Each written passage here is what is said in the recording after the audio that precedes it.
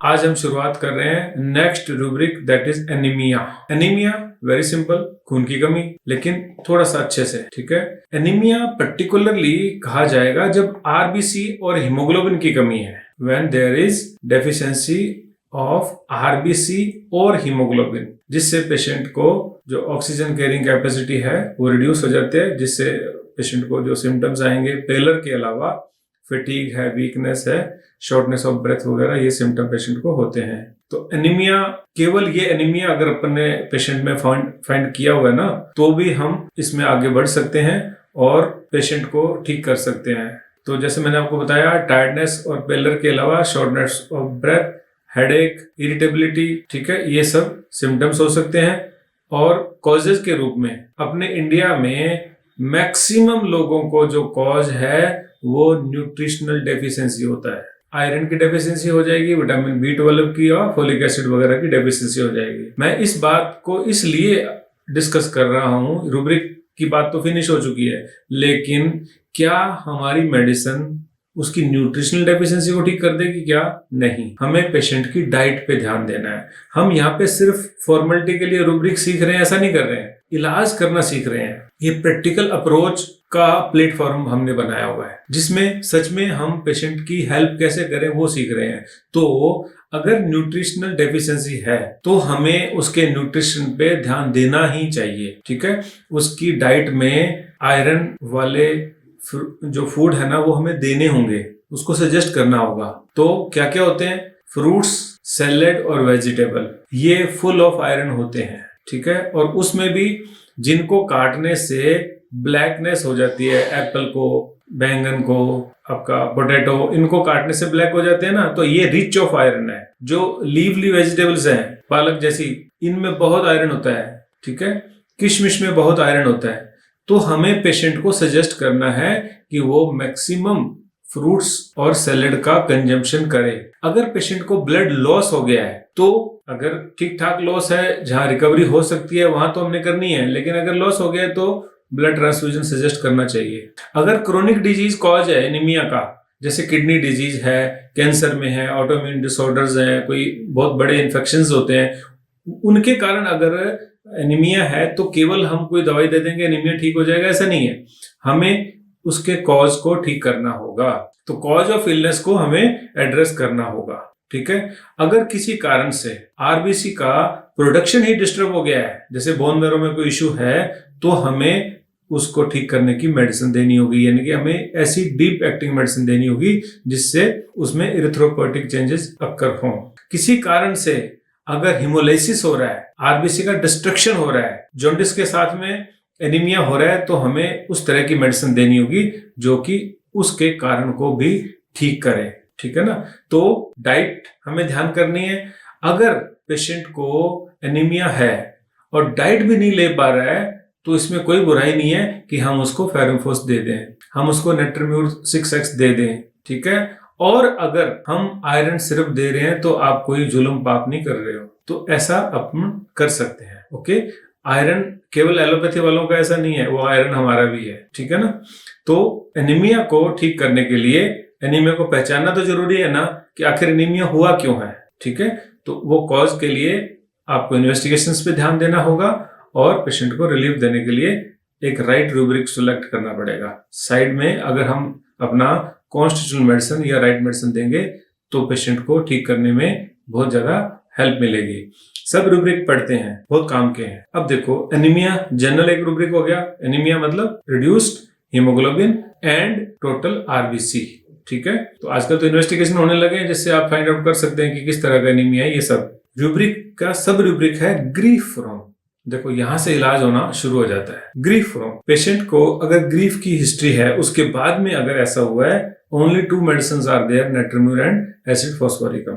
Haemorrhage after, haemorrhage after में China और ferrum phos, फेरमेट है, ये फोस नहीं है, तो फेरमफोस आप दे सकते हैं बायोकेमिक में, और फेरमेट इज द मेडिसिन, और मेडिसिन है चाइना। यहाँ पे आप पोटेंटाइज चाइना भी दे सकते हैं, और मदर टिंचर तो क्या वंडर करता है इस एनीमिया में, जहां पे ब्लड लॉस हो जाए, बहुत शानदार। तो ये ब्लड लॉस होने वाले, अब अपन ज्यादा डिटेल में नहीं जाएंगे, पॉलीमेनोरिया टाइप की चीजें, या किसी भी कारण से ब्लीड हो गया पेशेंट पाइल्स के बाद में, तो न केवल ये एनीमिया ठीक होता है बल्कि ब्लीडिंग चेक भी होती है चाइना से, मतलब ब्लीडिंग रुक जाएगी। Pernicious anaemia. पर्निशियस एनीमिया क्या होता है? B12 की डेफिशिएंसी। ठीक है, तो विटामिन B12 की डेफिशिएंसी होती है पर्निशियस एनीमिया, और इसके कारण क्या हो जाएगा कि पेशेंट को एब्जॉर्प्शन में दिक्कत आ जाती है, आयरन एब्जॉर्ब भी नहीं होगा, और ऑटो इम्यून कॉज होता है विटामिन B12 की डेफिशिएंसी होने का। ऑटो इम्यूनिटी के कारण B12 इंट्रिंसिक फैक्टर जो है वो एब्जॉर्ब नहीं होता है, तो ये कारण है इसका B12 की डेफिशिएंसी का। तो B12 की डेफिशिएंसी अगर आप डायग्नोज कर लेते हो तो आपको अकॉर्डिंगली ट्रीट करना होता है पेशेंट को। देखो, एक कारण है इसका ऑटोइम्यून, लेकिन हमेशा ऑटोइम्यून नहीं होता है। सिंपल गैस्ट्रोइंटेस्टाइनल प्रॉब्लम की वजह से भी B12 डेफिशिएंसी होती है। इंटेस्टाइनल फ्लोरा जब डिस्टर्ब हो गया तब भी B12 की डेफिशिएंसी होती है। पेशेंट अगर फूड उस तरह का नहीं ले रहा है तब भी B12 की डेफिशिएंसी होती है। तो there are so many factors. वहां हमें पेशेंट की हिस्ट्री में जाकर के देखना होगा कि क्या कॉज है। ठीक है, आजकल तो B12 टेस्ट होने लग गया कि ठीक है जी आप B12 जांच करा रहे हो, लेकिन अगर आप चाहो कि हाँ हमें कुछ अंदाजा लगे तो B12 डेफिशिएंसी से फैटीग है, वीकनेस है, पेलर है, शॉर्टनेस ऑफ ब्रेथ जो एनीमिया के होते हैं, उनके साथ साथ टिंगलिंग, नमनेस, पैरास्थेसिया, उंगलियों के, पैरों के जो अपने टोज हैं, फिंगर्स हैं, यहाँ पे फॉर्मिकेशन और वो लगता है नमनेस जैसा। ठीक है, मेमोरी इश्यूज होते हैं, मूड चेंजेस हो जाते हैं, पेशेंट को इरिटेटेड रहने लगता है पेशेंट। ठीक है, रिफ्लेक्सेस पेशेंट के पूरे हो जाते हैं अगर B12 डेफिशिएंसी एसोसिएटेड है तो। पेशेंट को इसके साथ साथ गैस्ट्रोइंटेस्टाइनल सिम्टम्स जैसे लॉस ऑफ एपिटाइट है, डायरिया है, हार्टबर्न है, एसिडिटी है, इवन रेड एंड सोलन टंग भी आपको मिलती है। ठीक है, टंग स्मूथ हो जाती है B12 डेफिशिएंसी में। ओनली ऑटोइम्यून कॉज ऐसा नहीं है, लेकिन ज्यादातर लोगों में विटामिन B12 की डेफिशिएंसी का कॉज यही मिलता है, जिसको पर्निशियस एनीमिया अपन कह देते हैं। ग्रीफ किसको बोलते हैं? सिंपल, सब लोग जानते हैं ना ग्रीफ। तो ग्रीफ को डिफाइन करना भी जरूरी है। क्या सिर्फ किसी की डेथ ग्रीफ नहीं है? किसी भी कारण से डीप सोरो हो जाए, गहरा सोरो, गहरा दुख, ऐसा दुख जैसा कि किसी के क्लोज लोगों की डेथ की वजह से होता है, इतना दुख, चाहे वो पेट से क्यों ना हो जाए, चाहे वो फ्रेंड की डेथ से क्यों ना हो जाए, और चाहे ब्लड रिलेशन के किसी सदस्य की डेथ क्यों ना हो जाए, ऐसा दुख, वही दुख नहीं, ऐसा दुख। तो ऐसा जो दुख होता है उसको ग्रीफ कहते हैं। इवन सेपरेशन है, वो भी ग्रीफ देता है। तो सेपरेशन और डेथ में तो अंतर है ना, लेकिन सेपरेशन भी इतना ज्यादा डीप है कि पेशेंट को उससे बहुत दुख लग रहा है। ठीक है, तो जब ऐसा हो तब एनीमिया अगर मिल गया तो हमें ये वाला रूब्रिक सेलेक्ट करना है। Next is analgesia. क्या होता है एनाल्जेसिया? एनाल्जेसिया नमनेस को कहते हैं। ठीक है, कोई रूब्रिक में मेडिसिन नहीं है इसलिए इसको ज्यादा नहीं पढ़ेंगे। Next is anasarca. एनासार्का क्या होता है? Anasarca severe and generalised swelling यानी कि oedema because of access fluid collection all over the body जब हो जाएगा तब कहलाएगा एनासार्का। एक एरिया में नहीं, पूरी बॉडी में होगा तब ये एनासार्का कहलाता है।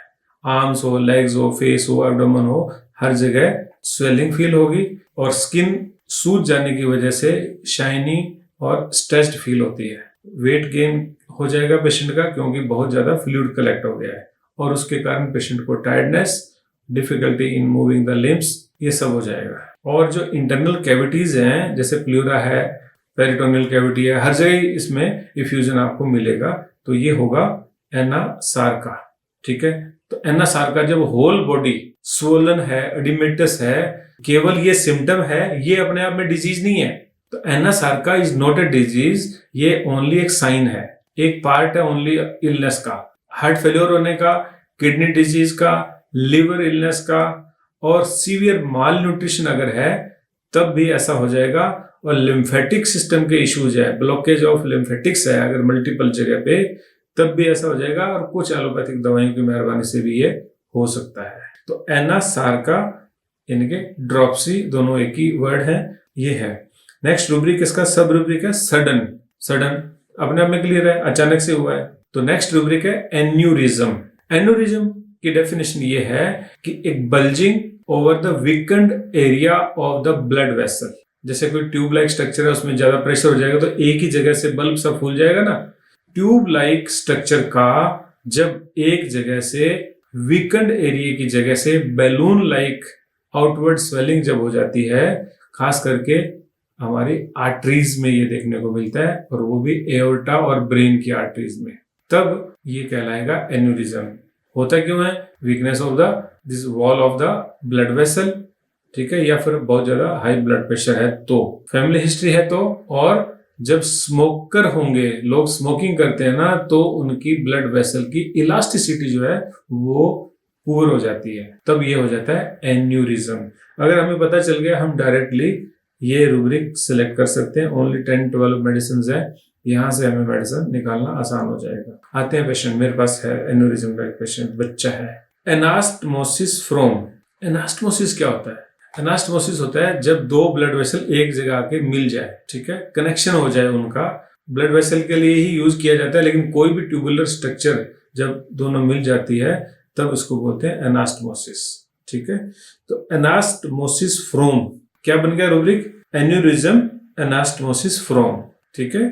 Thuja single medicine, aorta of spongia single medicine, pains of aneurysm, aneurysm small all over body, पूरी बॉडी में छोटे छोटे एन्यूरिज्म्स बने हुए हैं। क्लम्बोमेट is the only medicine. Next rubric है angel when well, devil when sick. Angel when well, devil when sick. Angel किसको बोलते हैं? परी को। डेविल किसको बोलते हैं? राक्षस को। परी है जब खुश है, वेल है, राक्षस है जब बीमार है। तो क्या हुआ? रूब्रिक क्या हो गया कि पेशेंट जब फ्री फ्रॉम इलनेस है, कोई तकलीफ नहीं है, तो वो एंजल की तरह से है। इतना सॉफ्ट है, इतना काइंड है, इतना माइल्ड है, इतना जेंटल है, इतना स्वीट है। तो जो एंजल यानी कि परी के जितने भी गुण है ना, वो सारे आ जाएंगे। तो वो बहुत ही अच्छे स्वभाव का, नेचुरली अच्छे बिहेव करने वाला पर्सन है जब वो बीमारी के बिना है। लेकिन जब वो बीमार हो जाएगा तो वो डेविल है, राक्षस है, बिल्कुल अपोजिट पर्सनैलिटी बन जाएगा। अब राक्षस क्या करता है?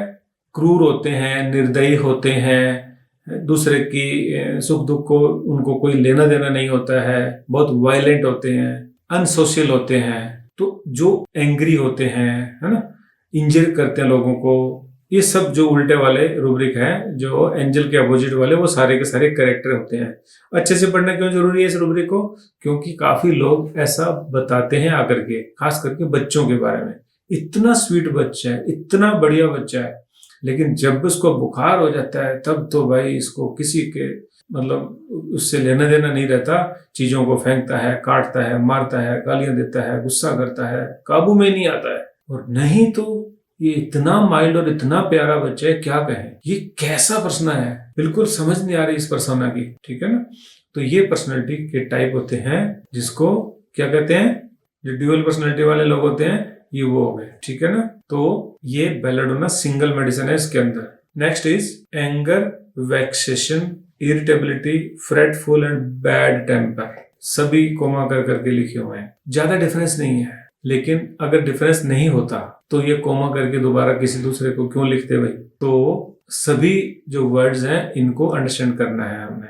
ये ना, मैं आज सुबह कुछ कर रहा था तो मुझे याद आ रहा था कि ऐसा कहते हैं ना कि मंत्रों में शक्ति होती है, मंत्रों के सही उच्चारण में शक्ति होती है। मैं सोचूं शक्ति कहां से आ जाती है? शक्ति जो मैं समझा वो कदाचित उनका सही यूज करने से है। हम लोग आम बोलचाला में शब्दों का, भाषा का सही इस्तेमाल करना जानते ही नहीं है। अगर हम जान रहे होते तो हमें ये रिपर्टरी ना पढ़नी पड़ती। तो शब्दों का सही सिलेक्शन हम ओवरऑल लाइफ में भी करना शुरू कर देंगे तो हमारी repertory, case training, material Medica और अल्टीमेटली ट्रीटमेंट भी अच्छा हो जाएगा। हर पेशेंट को टोक नहीं सकते, बुरा लगता है पेशेंट को, लेकिन हमें तो समझना है ना, कम से कम हम खुद तो ऐसी भाषा का इस्तेमाल करें, हम दिमाग में भी ऐसी भाषा को लेके आए कि सही शब्दों का चयन हो, सिलेक्शन ऑफ वर्ड्स राइट हो। यहाँ पे अगर एंगर, वेक्सेशन, इरिटेबिलिटी, फ्रेटफुल और बैड टेम्पर सारे वर्ड एग्जैक्टली सिमिलर होते तो यहाँ लिखने की जरूरत नहीं थी अलग अलग। और बिल्कुल अलग होते तो इनका अलग रूब्रिक होता। थोड़ी थोड़ी शेड का फर्क है, ठीक है।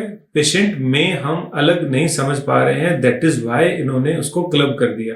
एक एक करके वर्ड को चुनते हैं, समझते हैं और आगे बढ़ेंगे। एंगर किसको कहते हैं, यहाँ हिंदी हमें बहुत काम आएगी, ठीक है। एंगर मीन्स गुस्सा, वेरी सिंपल। अब गुस्सा होता क्या है, किसको कहते हैं गुस्सा? गुस्सा जो है एक स्ट्रॉन्ग फीलिंग है डिस्प्लेजर की, usually of antagonism. Antagonism means विरोध, विरोध पर आपका डिस्प्लेजर ही गुस्सा है। आप रास्ते में जा रहे हो, काहे का गुस्सा है? जैसे ही रुकावट आएगी, जैसे ही सड़क टूटी हुई आ गई, जैसे ही किसी ने ट्रैफिक जाम जैसा कुछ ऐसा देख लिया, तो क्या होगा?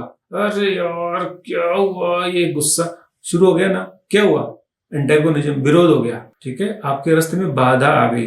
तो ये जो स्ट्रॉन्ग डिस्प्लेजर है बिकॉज ऑफ एंटेगोनिज्म, यही एंगर है और उसको हम रिफ्लेक्ट कर रहे हैं, दिखा रहे हैं, फील कर रहे हैं, ठीक है। एंगर क्लियर है ना? गुस्सा किसको कहते हैं? नेक्स्ट है वैक्सेशन को समझेंगे। ये वैक्स्ड से बना हुआ है, वैक्स्ड, WEXED। वैक्स्ड का जो सिनोनिम है या मीनिंग है वो है इरिटेशन। गुस्से और इरिटेशन में थोड़ा फर्क है। एक कॉज ऑफ ट्रबल है ये, कॉज ऑफ ट्रबल। आगे चलते हैं, ठीक है। एक्ट ऑफ हराशिंग और वैक्सिंग यानी कि ट्रबलिंग। अब वैक्स क्या हुआ? वैक्स्ड है एडजेक्टिव, अफेक्टेड विद और मार्क्ड बाय और causing trouble such as feeling और शोइंग इरिटेशन। इरिटेशन फील करना या शो करना, अनोयंस फील करना या शो करना, यानी कि सताया हुआ हूं मैं या मैं सता रहा हूं। डिस्ट्रेस को फील करना या शो करना, ठीक है। डिफिकल्ट एंड ऑफन फ्रस्ट्रेटिंग, ये मुश्किल सिचुएशन होती है और फ्रस्ट्रेटिंग होती है। Frustrating to understand and to deal with, समझ गए ना? तो वो डील कर पा रहा है ना उस समय उससे कोई डील कर पा रहा है। दोबारा से पढ़ता हूं पूरा। अफेक्टेड विद, मार्क्ड बाय और कॉजिंग ट्रबल और वेक्सेशन सच एज फीलिंग और शोइंग इरिटेशन, अनोयंस और डिस्ट्रेस। नेक्स्ट है difficult and often frustrating to understand और डील विद। ये वेक्स्ड है। मोटा मोटा क्या हुआ? सताया हुआ और सताने वाला, खुद सताया हुआ है और उन लोगों को सता रहा है, यह है वेक्सेशन, ठीक है। एंगर, वेक्सेशन। नेक्स्ट क्या है? इरिटेबिलिटी। इरिटेबिलिटी एंगर से थोड़ा सा ग्रेड में कम है। हम लोग मियाज में जब बढ़ते हैं तब हम इरिटेबिलिटी को सोरा कह देते हैं और एंगर को हम साइकोसिस कह देते हैं। ये इरिटेबिलिटी एंगर से थोड़ा सा ग्रेड में नीचे है। ये भी एडजेक्टिव है, ठीक है, ये भी उसकी पहचान है। इरिटेबिलिटी क्या होती है? Capable of being irritated, as easily expressed और एक्साइटेड। इजीली एक्साइटेड, क्या हुआ? इजीली एक्साइटेड, जरा सा कुछ उसको स्टिमुलस मिला और वो एक्साइटेड हो गया, इरिटेबल उसको कहते हैं। रिस्पॉन्सिव टू स्टिमुलाई इरिटेशन कहलाती है। नाक में इरिटेशन होती है ना, क्या है ये? स्टिमुलस गया और इरिटेशन हुई। ऐसा ही जब एक्साइटेड जल्दी हो जाता है, ठीक है, कुछ भी दिक्कत आई, बाधा आई, किसी ने बात नहीं मानी, कुछ भी हुआ तो बस एक्साइटेड, ये है इरिटेबिलिटी। बुखार हुआ, जुकाम हुआ, नाक बह रही है, क्या हो गया मुझे, ये इरिटेशन है। ये एंगर नहीं है ना, इरिटेशन है। इरिटेशन यूजुअली दूसरों को कोई ज्यादा हार्म नहीं कर रही है, वो खुद बस अपने आप में ही परेशान होता है, यूजुअली इरिटेटेड वाला। तो एंगर और इरिटेशन में अंतर है। तो इरिटेबिलिटी क्या हुआ? ये क्वालिटी और स्टेट ऑफ बीइंग इरिटेबल है और ये क्विक एक्साइटेबिलिटी टू अनोयंस है। जो अनोय हुआ, सताया उसने, किसी ने उसको, तो इजीली एक्साइटेबल हुआ। इनके अंदर पेशेंस की कमी होती है, रिजल्टिंग इन थोड़ा सा एंगर भी है, ठीक है। तो quick excitability to annoyance and impatience is the irritability. Next जो है वो है फ्रेटफुल। फ्रेटफुल, ये फ्रेट फियर वाला नहीं है, फ्राइट होता है वो, ठीक है। फ्रेटफुल, फ्रेटफुल इज डिस्पोज टू फ्रेट। तो फ्रेट किसको कहेंगे? इरिटेबल और रेस्टलेस को। इरिटेट हो गया और बेचैन भी हो गया, तो जब रेस्टलेस हो जाएगा तब बन जाएगा fretful. To cause to suffer emotional strain, emotional strain हो जाता है उसको। To become worried, to affect something as if gnawing or biting, अंदर से लगता है कि कोई उसको बाइट कर रहा है। तो फ्रेटफुल क्या हुआ? फ्रेटफुल हुआ रेस्टलेस और बिकम वरीड। अगला पार्ट है इसका बैड टेम्पर। बैड बुरा, टेम्पर मीन्स टेम्परामेंट। तो बैड टेम्पर किसको बोलेंगे? इजीली अनॉयड और एंगर्ड। इजीली अनॉयड और एंगर्ड। नेक्स्ट डेफिनेशन है हैविंग और शोइंग ए बैड टेम्पर। अपना बैड टेम्पर शो करना या बैड टेम्पर हो जाना, ये हो गया बैड टेम्पर्ड। टेम्पर और tempered, those who have bad temper is tempered. तो बैड टेम्पर का मतलब हो गया जो इजीली अनॉय हो जाते हैं, अपना बैड टेम्परामेंट को शो करते हैं, उनसे शो हो जाता है जाने या अनजाने, ये हो गए बैड टेम्पर। तो इतने सारे वर्ड्स एक ही में दिए हुए हैं और इनका एक अम्ब्रेला रूब्रिक, इसको हम अम्ब्रेला रूब्रिक बोलते हैं। एक छाते में बहुत कुछ आ गया। क्या क्या? Anger, vexation, irritability, fretfulness and bad temper. इन सभी के लिए एक ही रूब्रिक दिया है। ये डॉक्टर फाटक जानते थे कि हमसे बहुत अच्छे डिफरेंशिएशन नहीं की जा पाएगी, तो क्यों ना इन सारी दवाइयों को एक में ही अम्ब्रेला के नीचे डाल दो। तो अच्छा रूब्रिक है, काम आता है। पेशेंट की जो इलनेस होती है उसके दौरान अगर वो ऐसा हो गया है तो ये ग्रुप ऑफ मेडिसिन हमें उसको ठीक करने में हेल्प करने वाली है। सब रूब्रिक में ऑलवेज, ऑलवेज, हमेशा, कोई उसको कॉज नहीं चाहिए। जो अभी हमने पढ़े थे ना इनकी वजह से, उसको वजह तो होगी लेकिन बस हमेशा ही वो ऐसा वाला रहेगा। ये पांचों वर्ड्स में से कोई एक। ऑलवेज, ब्राइट, लाइट, एग्रावेट, ये स्पेसिफिक हो गया। और कुछ भी होगा उसे कोई फर्क नहीं पड़ेगा, केवल बस ब्राइट लाइट है तो एंगर, वेक्सेशन, इरिटेबिलिटी, फ्रेटफुल और बैड टेम्पर्ड हो जाएगा। Consolation, aggravate. कंसोलेशन तो आप जानते हैं, सांत्वना, ढाढ़स बंधाना, शांत कराना। जब कोई ऐसा करेगा तो एग्रावेट, और ज्यादा एंगर, वेक्सेशन, इरिटेबिलिटी, फ्रेटफुल और बैड टेम्पर हो जाएगा, और ज्यादा, और अधिक। इजी और ऑलवेज में फर्क है। Always means always, easy means बहुत छोटा स्टिमुलस ही ये सब प्रोड्यूस कर देगा। हमने अभी बात की थी ना कि उनको कुछ ना कुछ रुकावट आ जाएगी तो उन्हें कोई छोटी सी भी रुकावट आ गई तो वो एंग्री, वेक्स्ड और इरिटेबल हो जाएंगे। Fits of violent what? Fits of violent anger, vexation, irritability, fretfulness and bad temper. तो फिट्स ऑफ वायलेंट, उसको दोहरा पड़ रहा है, एकदम अचानक, सडन, अनएक्सपेक्टेड, ये सब कुछ हो जाएगा।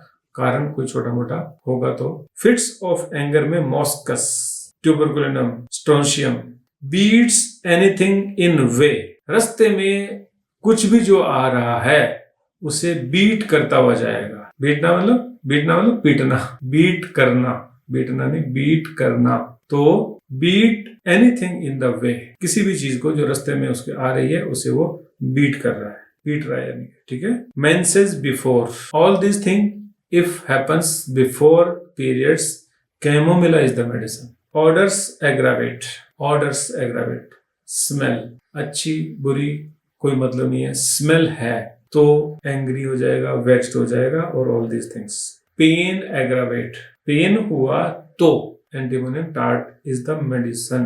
पेन में गुस्सा, वेक्स्ड या इरिटेबल बहुत ज्यादा हो जाना। सेल्फ अबाउट, सेल्फ अबाउट क्या हुआ? खुद के बारे में ही गुस्सा, खुद के बारे में, मैंने क्यों ऐसा किया, मुझे नहीं करना था, मैं कैसा हूं, अपने आप को, ये सब एंगर जो है ना एक्सप्रेस करना अपने बारे में। elapsed core is the medicine. Sympathy aggravate, sympathy और कंसोलेशन दोनों डिफरेंट है। सिंपैथी, कंसोलेशन, जैसे मैंने आपको बताया ना, हर एक वर्ड को हम अलग तरह से समझते हैं। कभी हम मेडिसिन से समझते हैं, कभी हम हिंदी से समझते हैं, कभी हम इंग्लिश से समझते हैं, कभी हम उसके एग्जाम्पल से समझते हैं। यहाँ हम हिंदी से समझेंगे। कंसोलेशन होता है हिंदी में सांत्वना, ठीक है। अब इस वर्ड को लिख लो, सांत्वना।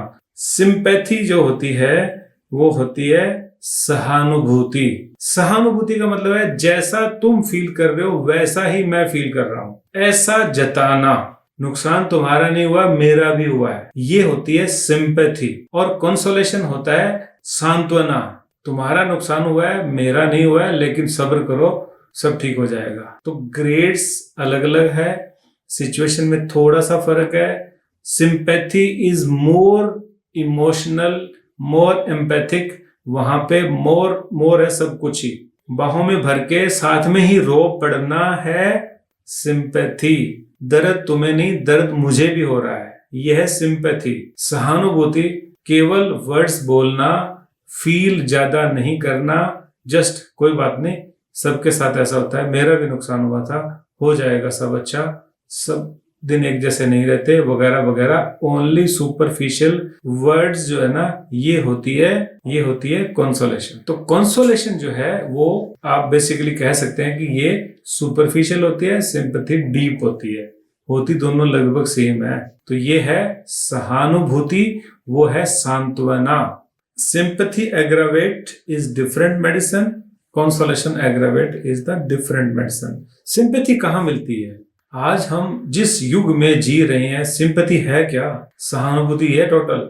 इसलिए यहाँ पे एक ही दवाई है और कंसोलेशन वाले में दवाइयां हैं 4, और चले जाओगे बड़ी रिपर्टरी में तो मिलेंगी दवाइयां 100।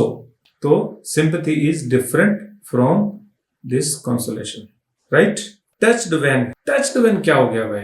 Anger touched when, touch physical touch, छू देना, केवल छू देना, फिजिकल टच दे देना। क्या छू देना? लकड़ी छू देना, पेंसिल छू देना, ये भी छू देना है। और कोई बात ऐसी कह दें कि बस गहराई तक लग जाए, इसको भी टच्ड व्हेन बोलेंगे, ठीक है? हाँ, मुझे पता है तुम कितना लॉयल हो, मुझे पता है तुम्हारे कॉलेज की बातें, जाने दो इन बातों को, ये टच्ड व्हेन है। तो टच्ड व्हेन का मतलब है छू जाना।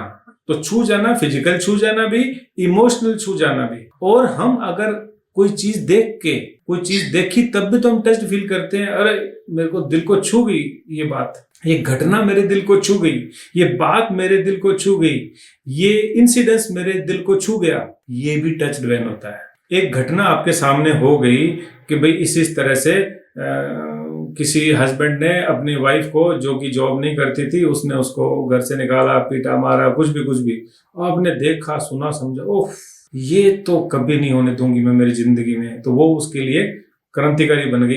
ये टच्ड व्हेन है। वो चीज, वो घटना, वो इंसिडेंस उसको छू गया था, जब छू गया तो वो क्रांतिकारी बन गई। चाहे वो खुद को छू जाए, किसी और को छूते हुए देख ले, किसी की बात छू जाए, चाहे फिजिकली छू जाए, मन को छू जाए, सारा का सारा है टच्ड व्हेन। ये तो मैंने टच बताया है, लेकिन टच्ड व्हेन एंगर है तो ही हमारा ये रूब्रिक लगेगा। अगर टच होने से, एंटीमोन क्रूड ये इमोशनल टच वाली दवाई है, ठीक है? सेनिकोला इमोशनल वाली दवाई है, टेरेंटोला फिजिकल वाली दवाई है, ठीक है ना? टेरेंटोला को फिजिकल टच देने से उसको दौरा पड़ जाता है, कन्वर्जन हो जाएगा उसको फिजिकल टच से, ठीक है?